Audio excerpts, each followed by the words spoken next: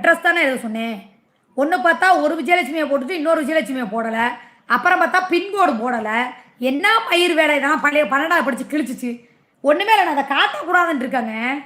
அழகாக இந்த நிக்கால்னு விஜயலட்சுமி கூட சொன்னாங்க அந்த அக்கா. சூர்யா நீ நசமாக ஏழாதான் படிச்சியான்னு. அக்கா எனக்கு எழுதவே தெரியாதுக்காங்க. என்ன சூர்யா அவ்வளோ அழகழகாக எழுதியிருக்கேன் நீ. ஏன்னா அவங்க அட்ரஸை நான் ஸ்க்ரீன்ஷாட் எடுத்து அனுப்பியிருக்கேன். அக்கா உங்கள் அட்ரஸ் எழுதியிருக்கேன்க்கா அப்படின்னு.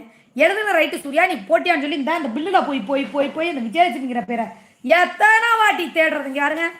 இதில் பூரா வேண்டாம், இது பூரா நம்பர் வேறு. தேடி தேடி பார்த்தா ஒரு விஜயலட்சுமி தான் வருது. என்னடா நம்ம தான் போட்டோமேன்னு சொல்லி திருப்பி நோட்டு ஃபுல் நோட்டை எடுத்து பார்க்குறேன். அதில் 2 விஜயலட்சுமி இருக்குது.